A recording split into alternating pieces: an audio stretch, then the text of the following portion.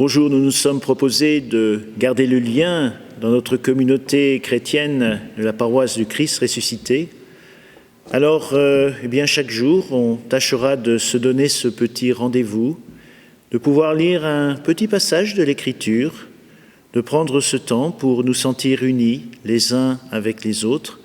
Alors que je parle actuellement devant une église vide, je vous sens très présent et je vous remercie de vous unir à moi, de pouvoir ensemble nous tourner vers le Seigneur avec les moyens que nous donne actuellement la technique. Que notre lien se poursuive autrement et nous aurons d'autant plus de joie de nous retrouver dès que ce sera possible.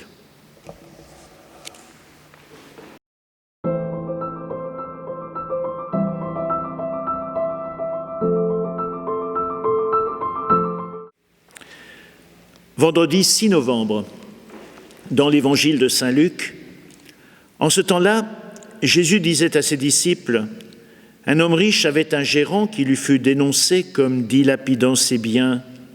Il le convoqua et lui dit : « Qu'est-ce que j'apprends à ton sujet ? Rends-moi des comptes de ta gestion, car tu ne peux plus être mon gérant. » Le gérant se dit en lui-même : « Que vais-je faire, puisque mon maître me retire ma gestion ? Travailler la terre, je n'en ai pas la force. Mendier, j'aurai honte. Je sais ce que je vais faire pour qu'une fois renvoyé de ma gérance, des gens m'accueillent chez eux. » Il fit alors venir un par un ceux qui avaient des dettes envers son maître. Il demanda au premier : « Combien dois-tu à mon maître ?» Il répondit : « 100 barils d'huile. » Le gérant lui dit : « Voici ton reçu, vite, assieds-toi, écris 50. » Puis il demanda à un autre : « Et toi, que dois-tu » Il répondit : « 100 sacs de blé. » Le gérant lui dit : « Voici ton reçu, écris 80. » Le maître fit l'éloge de ce gérant malhonnête, car il avait agi avec habileté. En effet, les fils de ce monde sont plus habiles entre eux que les fils de lumière. Une histoire un peu immorale, à première vue. Ces réductions sur des biens qui ne sont pas, sur des dettes qui ne sont pas à lui, pourraient nous faire penser que ce gérant malhonnête n'est guère exemplaire. Alors finalement, pourquoi le maître fait-il son éloge ? Parce qu'il a agi avec habileté. Dans une situation difficile, il a trouvé des solutions. Il était dans une impasse absolue, peut-être même pour assurer sa propre survie et celle des siens, incapable de travailler la terre, incapable aussi de mendier par honte. Et finalement, son intelligence lui fait percevoir que quelque chose est possible et il le met en pratique. Évidemment, ce n'est pas un exemple d'honnêteté, mais finalement une bonne illustration de cette inventivité dont Dieu nous sait capables.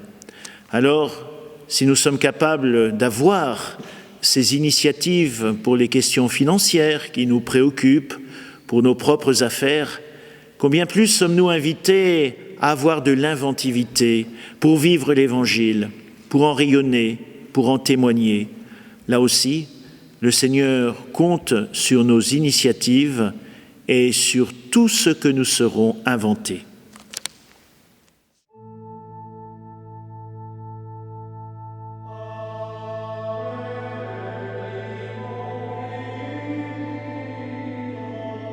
Notre Père qui es aux cieux, que ton nom soit sanctifié, que ton règne vienne, que ta volonté soit faite, sur la terre comme au ciel. Donne-nous aujourd'hui notre pain de ce jour. Pardonne-nous nos offenses, comme nous pardonnons aussi à ceux qui nous ont offensés.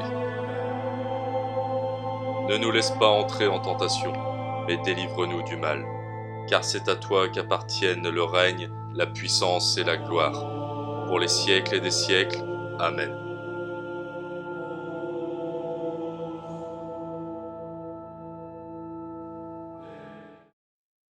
Je vous salue Marie, remplie de grâce, le Seigneur est avec vous.